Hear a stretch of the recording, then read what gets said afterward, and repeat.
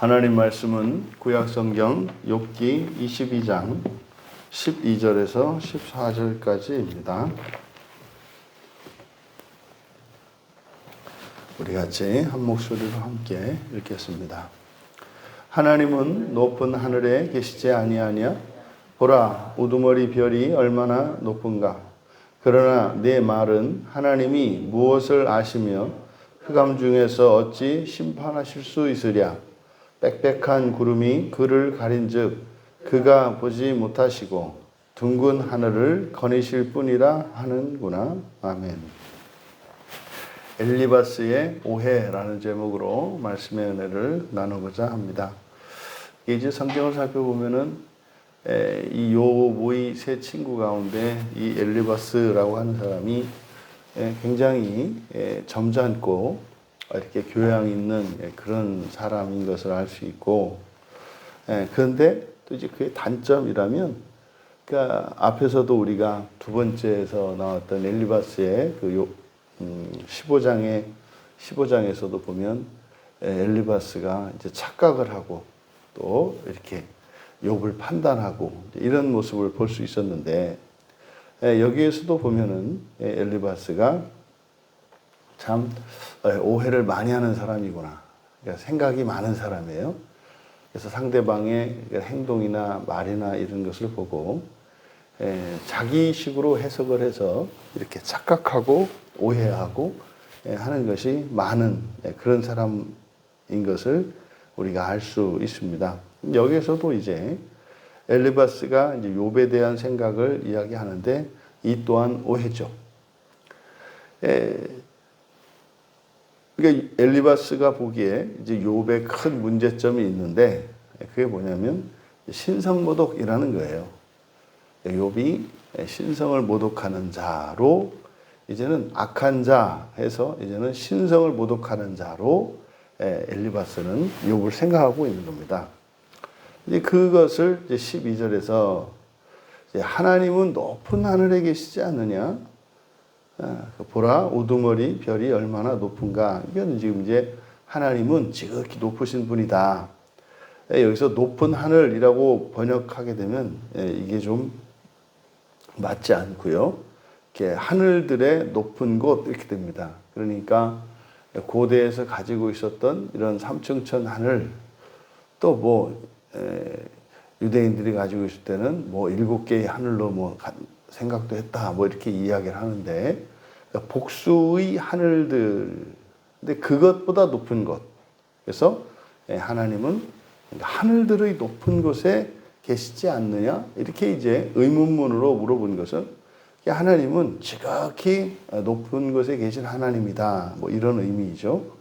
그리고 뒤에는 우리말 성경은 원문을 좀 이제 생략을 해서 그 내용만 이렇게 썼는데 그대로 직역하면 가장 높은 별들을 봐라. 가장 높은 별들을 봐라. 그 별들이 얼마나 높은가. 그러니까 지금 여기서 보라라고 하는 것은 보통 우리가 이제 주의를 집중시키는 힘내 보라, 그 보라가 아니라 여기서 그냥 본다는 뜻입니다. 그래서 가장 높은 별들을 보아라. 가장 높은 별들을 보아라. 명령문이에요. 그리고 그 별들이 얼마나 높으냐. 그러니까 여기서 지금 말하고자 하는 것은 하나님은 하늘들의 높은 곳에 계시다라고 하는 이 말은 하나님의 존엄성과 그 하나님의 초월성이, 그 신성이 우리가 불가침성을 말하는 거죠. 하나님의 그 존엄성과 신성의 불가침성에 대해서. 그러니까 사람은 감히 다다를 수 없는 지극히 높으신 하나님, 뭐 이런 의미입니다. 근데 얼마만큼 높으냐? 가장 높이 있는 별들보다 더 높이 계시다는 뜻이죠.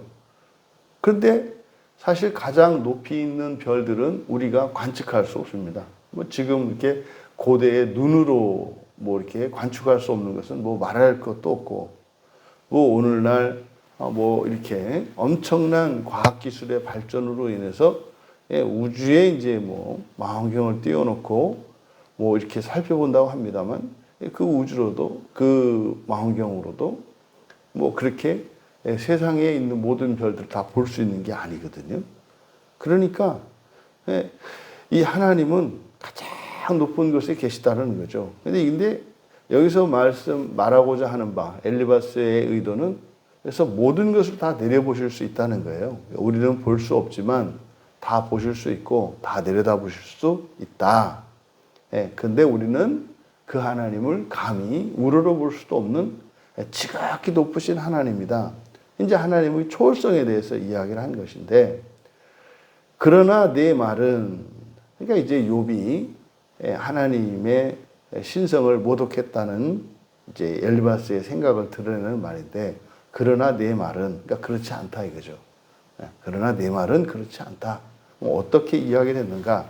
하나님이 무엇을 하시고 흑암 중에서 어찌 심판할 수 있겠느냐라고 말을 한다. 물론 여기 있는 말은 욥이 한 말은 아닙니다. 이건 이게 원래 엘리바스가 오해하는 거예요. 그리고 빽빽한 구름이 가려 있어서 그가 볼 수 없다. 그리고 그는 둥근 하늘을 거니실 뿐이다.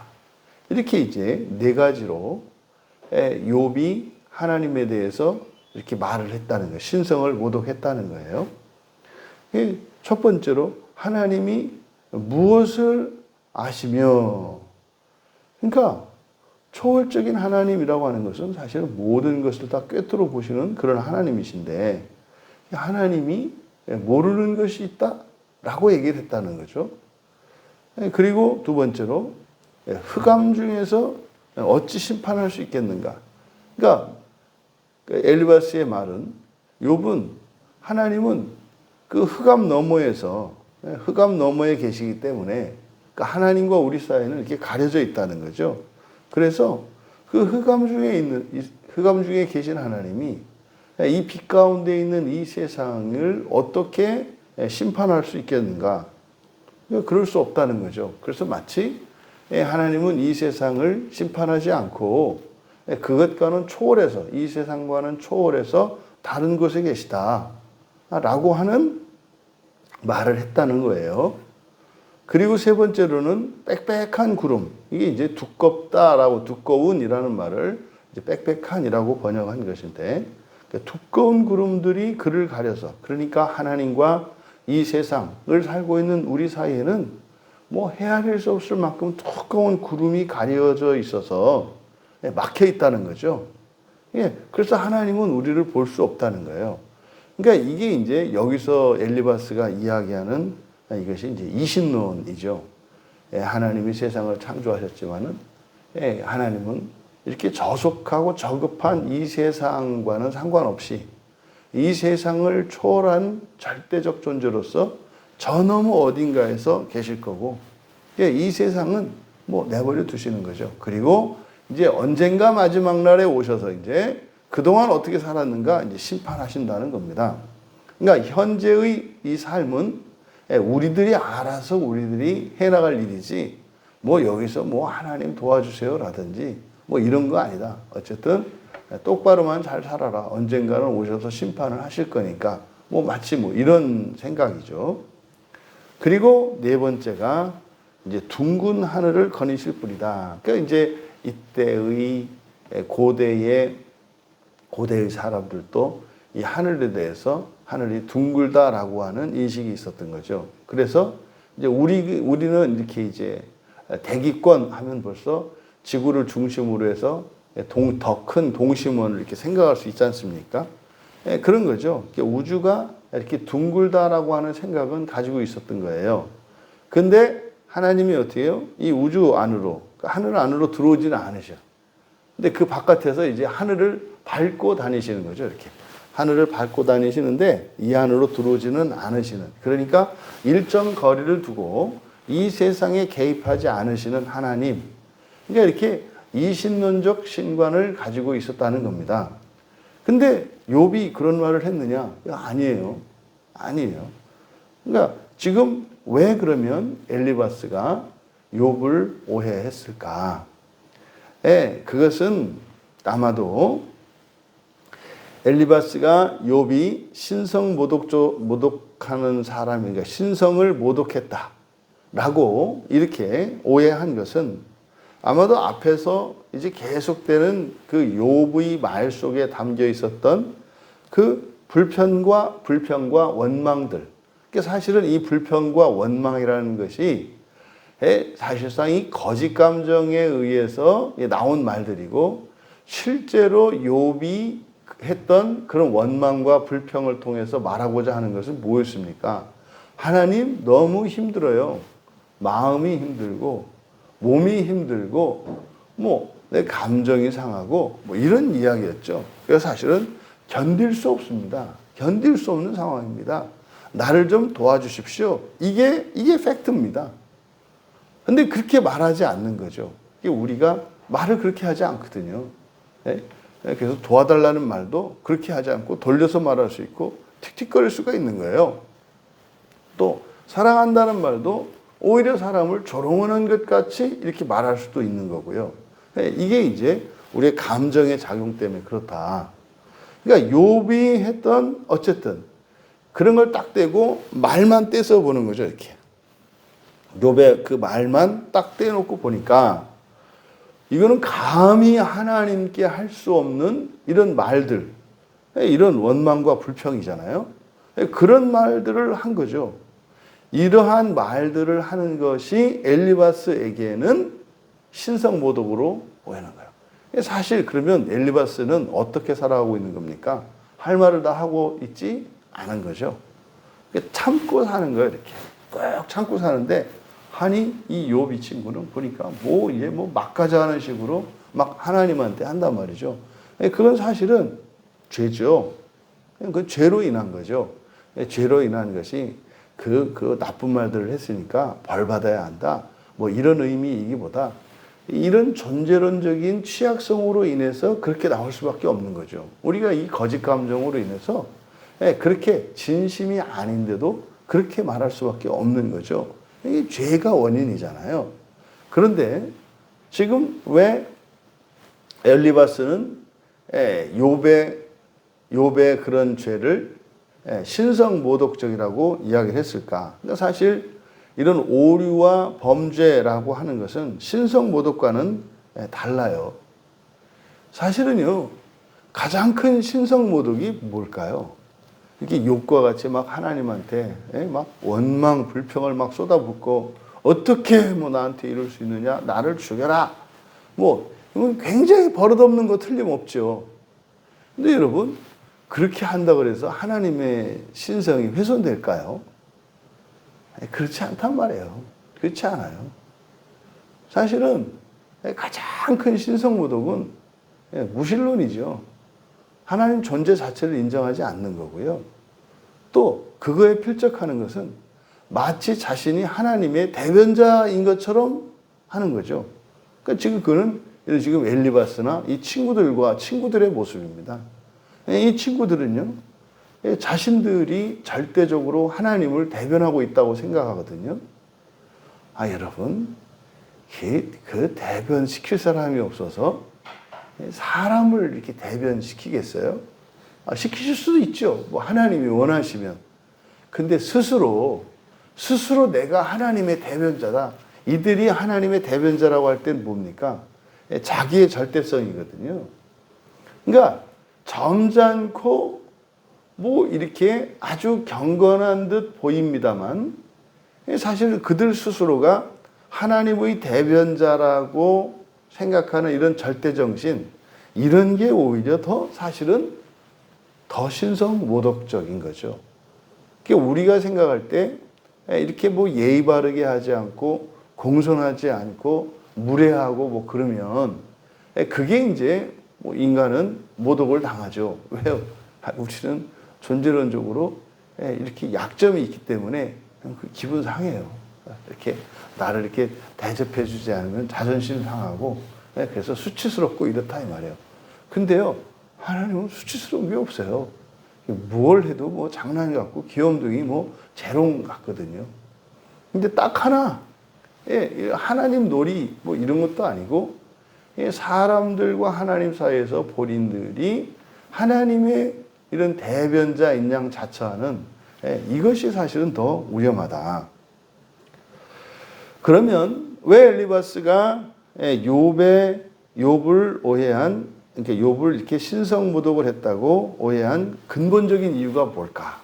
이거 사실 신관에 대한 오류 때문이죠. 하나님에 대해서 잘 모르기 때문입니다. 그러면 이들이 하나님에 대해서 잘 모르는 게 뭘까요? 첫째는 인격성이요. 둘째는 사랑입니다. 하나님이 인격성을 가지고 있다? 우리가 인격성을 가지고 있다는 게 뭡니까? 인간관계와 인간과 인간 사이, 그러니까 사람과 사람의 관계처럼 하나님이 이렇게 사람과 사람이 관계를 맺는 것처럼 우리와 관계를 맺으신다는 거예요. 여러분, 이렇게 동등한 관계는 사람들이 사는 사회에서 누구에게 있습니까? 동등한 관계는 친구끼리만 있는 거거든요. 그러니까 누군가의 아랫사람으로서 높이거나 누군가의 윗사람으로서 높임을 받는 거죠. 그러니까 사실은 나와 대등한 관계를 맺는 이 친구 관계는 그렇게 제한적이고 그리고 일부의 사람들과만 맺는 관계란 말이에요. 그럼 아니 이 세상의 부모만 또 그리고 이 세상의 어떤 권세자들만 또 못한 것 같은 것이 하나님이 돼버리잖아요. 우리의 관계로 보면. 나보다 더 이렇게 뛰어나거나 신분이 높은 사람보다도 못한 것 같은 관계가 된단 말이에요. 이 하나님이. 그러니까 이것이 엘리바스에게는 그게 신성모독적으로 보이는 거죠. 어떻게 하나님을 다른 사람보다도 못한 하나님처럼 인식하는가. 심지어 그래서 앞에서 이 별을 이야기했지 않습니까? 별은 사실상 영적으로는 천사들을 나타내는데 천사들도 우리는 신처럼 여기는데 그러면 그것을 창조하신 그 하나님은 얼마나 높은 분이시냐 말이에요. 그러면 그렇게 지극히 높은 분에게는 우리는 지극한 그런 존엄성과 경외심을 가지고 일정 거리를 두고 하나님을 대해야 하는데 욥이 하는 걸 보면은 이건 뭐 지 친구 멱살을 쥐고 흔드는 것처럼 하는 말이나 행동이 그렇다 이 말이에요. 그러니까 하나님의 이런 인격성이라고 하는 것은 사실은 다른 어떤 종교에서도 이해할 수 없는 거예요. 기독교인들을 만만히 보는 게 뭐냐면 저것들은 근본도 없고 뭐 위아래도 없는 것처럼 보여요. 왜요? 하나님 알기를 우습게 하거든. 그러니까 사실 그걸 보고 사람들은 이 성경에서 계시하는 그 인격성, 하나님의 인격성 때문에 사람들이 기독교인을 통해서 보는 하나님은 만만한 하나님, 그러니까 그런 하나님이 아닌 거예요. 사람들로 볼 때. 이게 진짜로 저 사람들이 하나님 믿는 사람들이라면 저럴 수 없는 거거든요. 근데 사실은요, 우리가 그렇게 할 수 있는 것은 하나님에게 있어서 우리의 존재라고 하는 것은 마치 우리들 한 사람 한 사람이 뭐 한 구대 독자와 같은 존재들이거든요. 이게 다른 종교인들은 이거를 이해할 수가 없는 거예요. 어떻게 지들이 무슨 창조주 하나님이고 유일하신 하나님이라는데 니들 살아가는 거 보면은 너희들은 뭐 이렇게 근본도 없고 어렸을 때 교육도 받은 것도 없는 것 같고 이게 교양도 없어 보이고 품위도 없고 막 그래 뭐 이런 거죠. 그러니까 오히려 교회 안에 와서 이런 여타 다른 종교의 종교성을 가지고 있는 사람들이 마치 좀 이렇게 괜찮은 신자인 것 같은 모습들. 그러니까 타종교 생활을 하던 사람들이, 열심히 하던 사람들이 교회에 들어오면 금세 교인들한테 대접을 받거든요. 왜냐하면 그런 종교심들이 뭐가 좀 있어 보여요. 우리는 뭐 그냥 철푸덕 주지 않고 뭐 마음대로 막 이렇게 퍼지는데 탁 앉아도 공손히 않고 뭐 이렇게 하나님을 그런 게 우리 눈에 이제 있어 보인다 이 말이죠. 그러니까 인격적인 하나님이라는 말이 사실은 사람들에게는 어불성설인 거예요.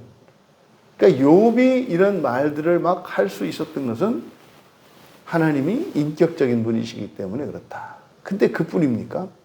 게다가 하나님이 사랑이세요. 무한히 사랑하신다 이 말이에요. 이게 사랑이 뭐라고요? 기꺼이 너를 위해서 고통을 당해주는 게 사랑이라니까요. 사랑이 뭐라고요? 너를 주인 삼고 내가 종이 되는 거라니까요. 아니, 하나님이 우리를 창조하셨는데 흙덩이에 불과한 우리를 주인으로 삼으시고 우리의 종이 된다? 이해할 수가 없죠. 아니, 하나님이 어떻게 사람으로 오셔가지고 뭐 일은 엄청 하시고 엄청난 이적적인 능력을 보이시는데 그냥 누명이나 뒤집어 쓰고 가장 끔찍한 죄인으로 죽으시는 이 하나님이라고 할 수가 없는 거예요. 이게 뭡니까? 사랑 때문에 그렇죠. 그러니까 엘리바스는 하나님의 인격성과 하나님의 사랑을 이해하지 못하고 있는 겁니다. 그러니까요, 성경을 읽을 때 그 하나님의 인격성과 하나님의 사랑해. 그러니까 안정이라고 치자면 한쪽 알은 인격성이요, 한쪽 알은 사랑, 이렇게 되겠네요. 그래서 이 양쪽에 이렇게 도수가 맞아야 이렇게 성경의 글자를 읽을 수 있지 않겠습니까? 네? 지독한 이렇게 근시인 사람들이 이렇게 성경 글자를 읽을 수가 없잖아요. 안정을 써야 읽잖아요. 근데 또 좌우 시력이 또 이렇게 다르네. 그래서 좌우 시력이 똑같이 맞춰졌을 때라야 이 안정을 가지고 성경을 볼 수 있잖아요. 그러니까 우리가 성경을 볼 때 하나님의 그 인격성과 하나님의 이 사랑이라고 하는 좌우 렌즈의 도수가 딱 맞힐 때라야 성경이 글자로 보이고 거기에서 의미를 발견해낼 수가 있는 거예요. 그러니까 지금 성경에서 가르치는 바 이 하나님, 물론 이때는 우리가 가지고 있는 성경 없죠. 더더군다나 지금 이 욥기의 상황은 사실은 이렇게 언약 밖에 있는 타 민족에 대한 이야기이기 때문에 철저히 이들은 자연 계시에 의존하고 있지 않습니까? 그러니까 사실 이들이 가지고 있는 이런 신과는 성경 계시를 통해서 우리에게 가르쳐 주시는 인격적이고 사랑이신 하나님을 사실은 상상도 할 수 없는 거예요. 그런데 욥은 그걸 느끼고 있었던 거죠. 막연하게나마 그걸 느끼고 있었던 거예요. 그러니까 그런 행동들 자체가 하나님의 인격성과 사랑에 기초한 것이에요. 근데 그거를 사실은 욥도 몰랐죠. 욥은 뭡니까? 그냥 막 가자고 한 거였었죠, 사실은.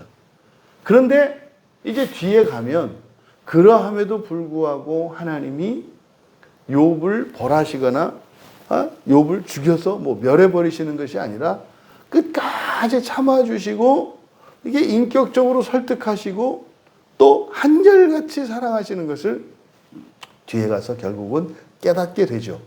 또한 지금 이 엘리바스뿐만 아니라 친구들에게도 사실은 자신들이 욥에게 몹쓸 짓을 하면서 결국 그들 스스로는 하나님을 대변하는 정의의 사도적인 입장에서 말을 하고 있습니다만은 결국 이런 과정들을 통해서 욥과 욥의 친구들이 깨닫게 되는 것은 하나님의 인격성과 사랑인 겁니다.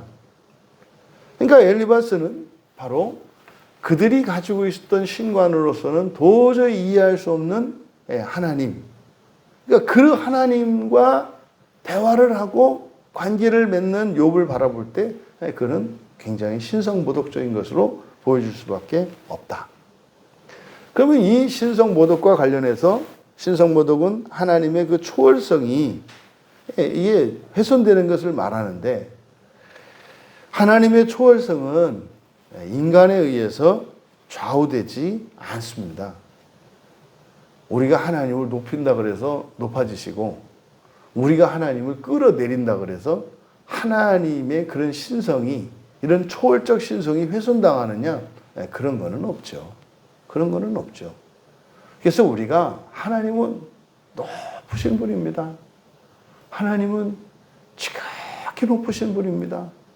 하나님은 초월적인 분이십니다. 이거 암만 얘기해봐야 그냥 둥둥 뜨는 얘기고요. 성경은 하나님이 높다. 뭐 이것을 우리에게 선언적으로 말씀하시기보다는 사실상 성경은 성경은 우리들로 하여금 주의를 기울이게 하는 것은 하나님의 초월성을 어떻게 알아갈 수 있는지를 가르쳐 주거든요. 우리는 하나님이 그렇게 지극히 높으신 초월적인 하나님이시라는 것을 어떻게 압니까? 어떻게 알아요? 우리로 하여금 범죄를 허용하시고요. 그 죄를 용서하심으로써 하나님이 지극히 높으시다는 것을 알아요. 이게 무슨 말입니까? 그러니까 하나님의 높이를 아는 방법은 하나님을 일단 우리 발 아래로 깔아뭉겨서 아래로 떨어뜨린 다음에 그래도 하나님이 우리를 용서하시는 사랑으로 인해서 하나님을 깔아내린 그만큼 높아지는 거예요. 그래서 죄 있는 곳에 은혜를 주시는 방식으로. 그러니까 먼저 우리가 하나님을 지극한 분으로 아셔. 그 얘기는 뭡니까? 그 사람이 하나님을 어떻게 한 적이 있는 거예요? 지극히 내려본 적이 있는 거예요. 근데 거기서 하나님의 용서를 경험한 거죠. 사랑이잖아요. 그래서 우리가 하나님의 그 높이를 아는 그 과정은 하나님이 높이를 직접 아는 것이 아니라 우리의 죄를 통해서 하나님을 아래로 떨어뜨린 다음에 그래서 하나님을 떨어뜨린 그 길이를 반지름으로 삼아서 컴파스를 대고 나중에 하나님이 용서할 때 우리가 모욕하고 떨어뜨렸던 하나님이 이제 그만큼 높아지시는 거죠. 그러니까 죄와 용서를 통해서 하나님의 사랑이 확장되어 가면서 하나님의 초월성을 알아가는 것이다. 여러분은 여러분에게 하나님이 과연 얼마나 높으십니까? 만약에 여러분들이 난 한 번도 죄를 지은 적이 없고 하늘로 한 점 부끄러움이 없어. 그러면 그런 사람이 하나님을 지극히 높으시다고 얘기하는지는 모르겠지만 사실은 그 사람에게 하나님은 어디 계신 거예요? 그 사람 높이에 계신 거예요. 그 사람 높이. 실수하지 않은 거죠. 근데 성경은 우리에게 말씀한다고요. 에덴 동산에 내가 먹지 말라고 하는 나무를 뒀으니까 그걸 먹음으로써 높아진 거예요. 그러니까 이런 죄의 방식으로 우리는 하나님의 지극히 높으신 그 초월성을 알아가요. 그러니까 원래는 만약에 타락하지 않았다면, 에덴 동산에서 범죄하지 않았다면 하나님의 초월성을 어떻게 알아갔을까요? 사는 동안은 하나님이 높은 분인지 몰랐을 거예요. 그냥 친구처럼 지냈을 거고요. 부활한 순간에, 부활을 하고 난 뒤에 하나님이 얼마나 높으신 분인가를 알 수 있었을 거예요. 근데 우리는 아담 할아버지가 죄를 짓는 바람에 이 세상에서도 하나님이 얼마나 높은 분이신지를 알게 된 거예요. 그러니까 아담 할아버지가 죄를 졌다 그래서 그게 그렇게 나쁜 것은 아닌 거죠. 근데 방법이 좀 이게 넌센스죠. 일단 하나님을 밟고 난 뒤에 하나님의 높으심을 인정한다는 것. 여러분, 이게 인간관계에서도 다르지 않습니다. 인간관계에서도 우리가 누군가를 진심으로 진정으로 존경할 때 어떻게 존경하죠? 내가 그 사람보다 훨씬 못하다는 것을 깨달을 때 그 사람을 존경하죠. 그러니까 죄로 인해서 존경을 하는 거예요. 그러니까 나도 문제가 없는데 문제가 없는 사람을 존경하는 게 아니라 어떻게 생각해요? 친구처럼 생각한다고요. 그러니까 우리가 존경하는 사람들은 죄를 발견하는 사람들이에요. 그러니까 내가 그 사람보다 확실히 못하다고 하는 이 죄를 인식할 때 존경하게 되고요. 또 반대로 나보다 못하다고 형편없다고 생각했는데 그것이 오해고 또 그것을 극복했을 때 우리는 존경하게 된다 이 말이에요. 잘하고 잘하는 사람 사이에서 존경하는 것이 아니라 항상 우열의 비교를 통해서, 이게 죄인식이죠 사실은. 이런 우열 비교를 통해서 존경할 수 있는 우리, 이것은 하나님의 초월성을 그런 방식으로 알아가기 때문이다. 그러니까 엘리바스의 욥에 대한 이 오해, 이것은 오늘날 우리가 예수 그리스도에 대한 오해로 나타날 수 있습니다. 여러분들은 하나님 앞에서 어떻게 살아가는 것이 가장 복되고 가장 지혜로운 것이라고 생각하십니까? 있는 그대로입니다. 있는 그대로예요. 그냥 나로 살아가는 거예요. 다만 하나님의 말씀을 따라서 나로 살되 하나님 말씀에 이끌림을 받으며 살아가는 것. 그러면 그게 뭐예요? 죄를 깨닫고 거기서 하나님의 은혜를 누리고 그래서 하나님을 지극히 높이고 단지 높이는 것이 아니라 사랑이 확장되어 가는 거죠. 그래서 죄와 용서, 사랑에 대한 자각, 그리고 사랑의 확장, 이것이 전제되는 게 뭡니까? 있는 그대로 솔직한 나로 살아갈 때, 하나님 앞에 설 때, 이런 일들이 하나님의 은혜로 계속 되어지는 거죠. 부디 우리의 삶 속에 또 우리가 다른 일을 바라볼 때 그들의 신앙을 판단하거나 또 그들이 믿음이 있다 없다, 구원을 받았다 안 받았다, 이것이 아니라 그런 신성모독적인 것 같은 그 사람들조차도 그것이 전화위복이 되어서 하나님을 바로 알게 되고 높이게 되는 이유가 되고 재료가 될 수 있다고 하는 사실을 깨닫고, 우리의 이러한 죄도 결국에는 하나님을 높이시게 되는, 그래서 더 사랑하게 되는 이유가 된다는 것을 깨닫고, 하지만 반드시 회개되어야 한다는 것을 또한 깨닫고, 날마다의 삶 속에서 우리의 미천함과 죄성이 얼마나 지독한가를 깨닫고, 그러함에도 우리를 구원하시는 하나님의 사랑으로 하나님을 높이시며 그렇게 사랑의 분량이 매일매일 커 가시기를 주님의 이름으로 축원합니다. 존귀하신 하나님, 욥의 친구였던 엘리바스가 보기에 욥의 이런 신앙은, 욥이 믿는 하나님은 도저히 하나님이라 여겨질 수 없을 만큼 욥의 언행은 신성모독적인 것으로 보여졌습니다. 그것은 하나님이 사랑이시며 또한 저희들을 인격적으로 대해 주시기 때문인 것을 저희들은 너무나 잘 압니다.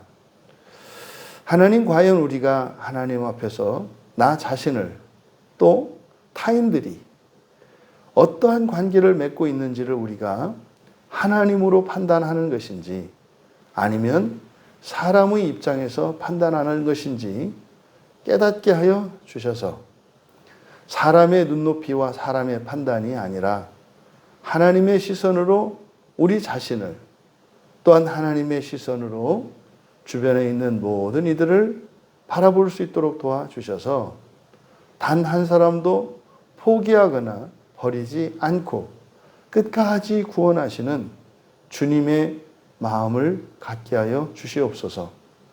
감사하며 예수님의 이름으로 기도하옵나이다.